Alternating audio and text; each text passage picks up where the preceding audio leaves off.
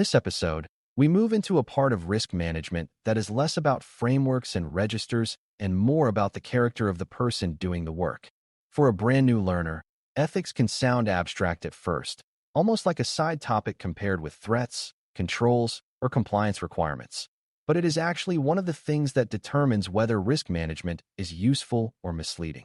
The Certified in Risk and Information Systems Control (CRISC) perspective assumes that organizations need professionals who can be trusted to observe clearly, think carefully, and communicate honestly even when the message is uncomfortable.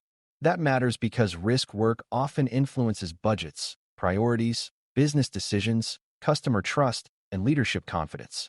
If the person handling risk is careless, biased, secretive, or more interested in pleasing others than telling the truth, the organization can end up making decisions based on a distorted picture of reality, and that can be more dangerous than a technical weakness by itself. Before we continue, a quick note. This audio course is a companion to our course companion books. The first book is about the exam and provides detailed information on how to pass it best. The second book is a Kindle-only ebook that contains 1,000 flashcards that can be used on your mobile device or Kindle. Check them both out at cyberauthor.me in the Bare Metal Study Guide series. At its core, professional ethics and risk management means doing the right thing in how you gather facts, interpret them, protect information, and advise others. It is not limited to avoiding obvious wrongdoing like fraud or lying, even though those clearly matter. Ethics also includes smaller daily choices, such as whether you present uncertainty honestly, whether you ignore a weak control because fixing it would be politically inconvenient, or whether you stretch a conclusion so it sounds more impressive than the evidence supports. A risk professional is trusted because leaders assume that the analysis is fair, disciplined, and not manipulated to produce a preferred answer. That trust takes time to build and very little time to destroy. When you understand ethics in this way, it stops sounding like a moral speech and starts looking like a practical requirement for credible risk management, because without integrity, the whole process becomes unreliable. One of the most important ethical duties is objectivity, which means making judgments based on evidence and sound reasoning rather than personal preference, fear, loyalty, or pressure from influential people. This is harder than it sounds because organizations are full of competing interests. A project manager may want a new system approved quickly, a business unit may want a risk rating lowered to avoid delays, and a senior executive may prefer a cleaner report before a board meeting. The ethical risk professional listens to those pressures without becoming controlled by them. Objectivity does not mean being cold or hostile to the business. It means staying anchored to facts, assumptions, and defensible judgment so that the final assessment reflects what is actually true rather than what someone hoped would be true. That kind of discipline protects the organization because business leaders cannot make good decisions if the underlying picture has been softened, exaggerated, or adjusted to satisfy internal politics. Honesty in communication is closely connected to objectivity, but it deserves separate attention because risk work often involves translating complex uncertainty into plain business language. An ethical professional does not hide bad news behind vague wording, bury major concerns in technical detail, or quietly remove context that would change how a leader understands the issue. At the same time, honesty does not mean drama or fear-based messaging. Ethical communication is accurate, proportionate, and responsible. It tells the truth clearly enough for decision-makers to understand the potential impact without turning every weakness into a catastrophe. This balance matters because both understatement and overstatement can cause harm. If you minimize a serious problem, leadership may ignore it until the damage is worse. If you exaggerate everything, decision-makers may become numb, distrust future reporting, or spend resources in the wrong places. Ethical reporting, therefore, means saying what the evidence supports, explaining uncertainty where it exists, and helping others see the real significance of the issue.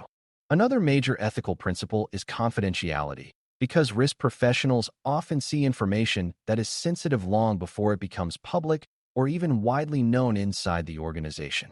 They may learn about unpatched systems, legal exposure, vendor failures, internal weaknesses, pending incidents, or strategic decisions that could cause harm if shared carelessly. Ethical handling of that information is not just about keeping secrets out of habit.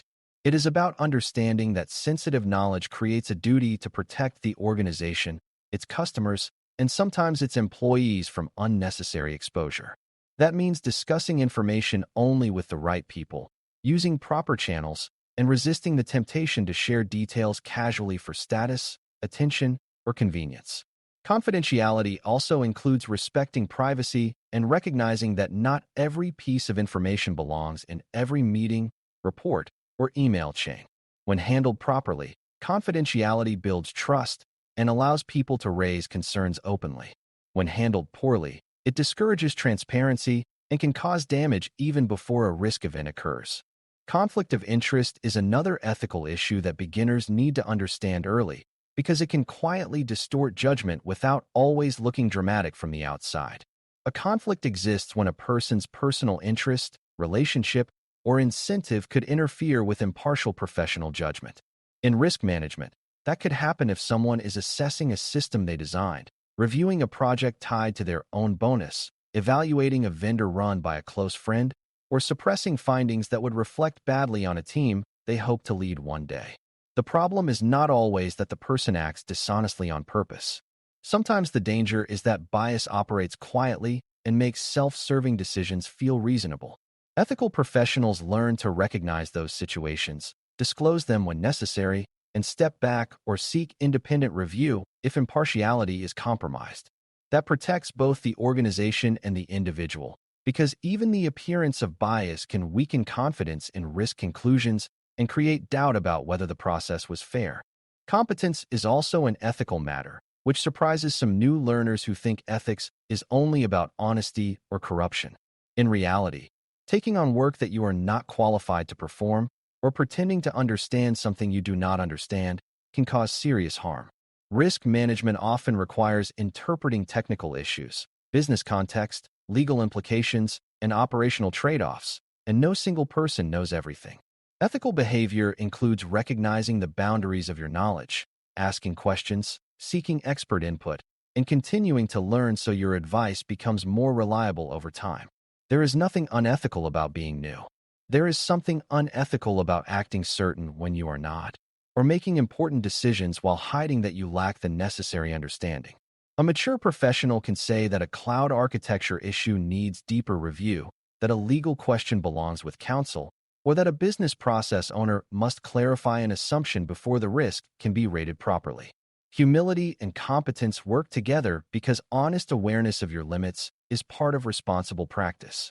Ethics also shows up in how risk professionals deal with uncertainty, because risk management is never a world of perfect facts. You rarely have complete visibility, exact probabilities, or total confidence about future outcomes. That creates a temptation to sound more certain than the evidence justifies, especially when executives want fast answers. Ethical risk management does not eliminate uncertainty, but it refuses to disguise it. A responsible professional explains assumptions, identifies where evidence is weak, and distinguishes between what is known, what is likely, and what is still unclear. This is not a weakness in communication. It is a strength, because it helps decision-makers understand the quality of the judgment they are receiving. Pretending certainty where none exists may sound decisive in the moment, but it can lead to bad strategy, misplaced spending, and unfair blame later. Ethical practice allows room for nuance while still giving leaders a clear basis for action, which is often far more valuable than false precision. Pressure from leadership or the business is one of the most realistic tests of ethical behavior, because it is easy to speak about integrity in calm moments and much harder to live it when important people want a different answer. A risk professional may be asked to lower a rating, delay reporting a problem, approve an exception with weak justification, or describe a failed control as acceptable because a launch date cannot move. These situations do not always come with obvious bad intent. Sometimes they are wrapped in business urgency, optimism, or a sincere desire to avoid disruption. Even so, ethical responsibility remains the same. The professional must separate the desire for a certain outcome from the evidence supporting that outcome. That may mean respectfully disagreeing, documenting concerns, escalating when necessary, or making it clear that leadership can choose to accept a risk but should not pretend the risk does not exist. Ethical courage is often quiet rather than dramatic. and it matters most when the easiest answer is not the most truthful one. Fairness is another part of ethics that deserves attention, especially because risk management decisions can affect budgets, workloads, reputations, and future opportunities for different teams across the organization. An ethical professional applies standards consistently rather than giving special treatment to powerful departments or applying harsh scrutiny only to unpopular groups.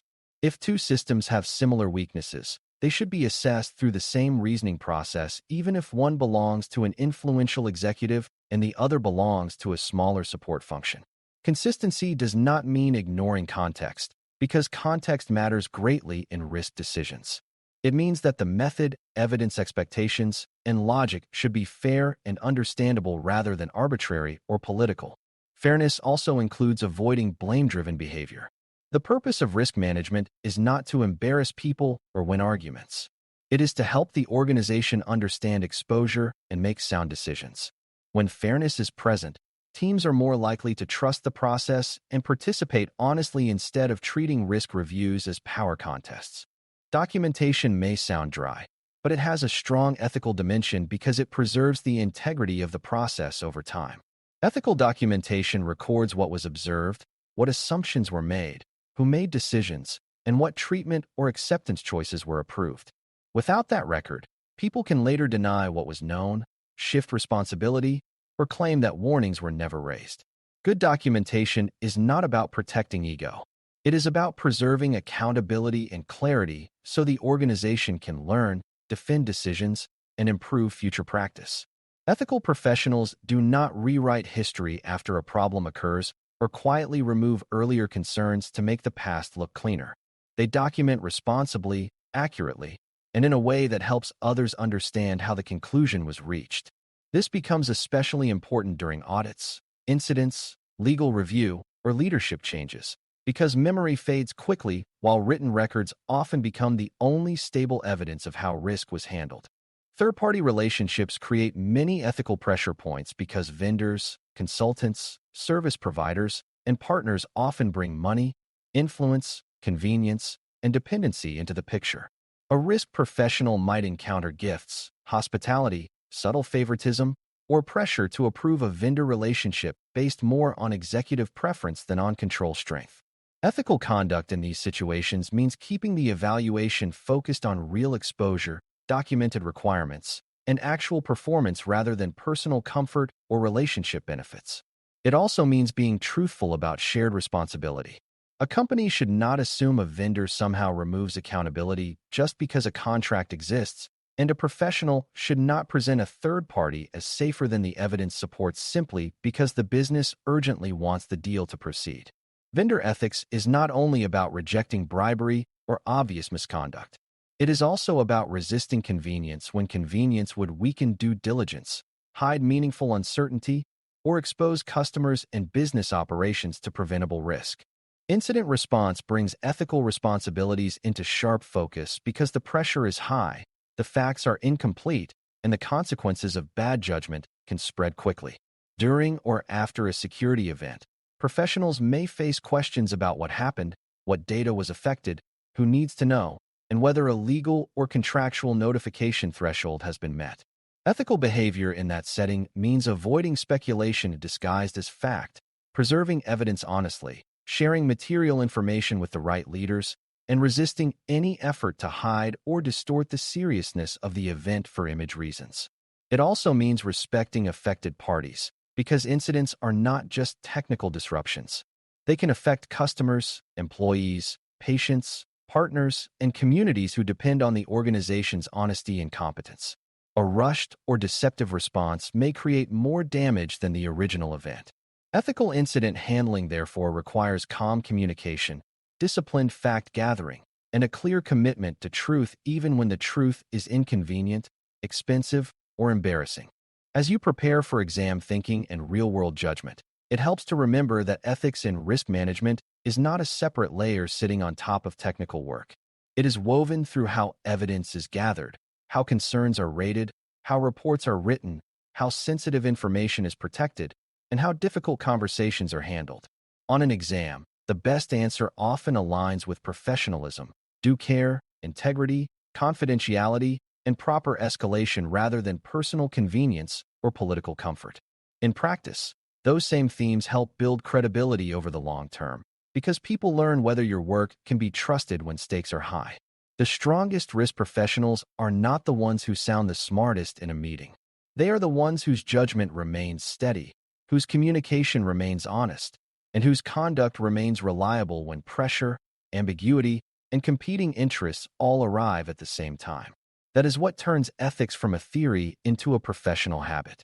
By the end of this discussion, professional ethics of risk management should feel much more concrete and much more central to the work than it may have seemed at first.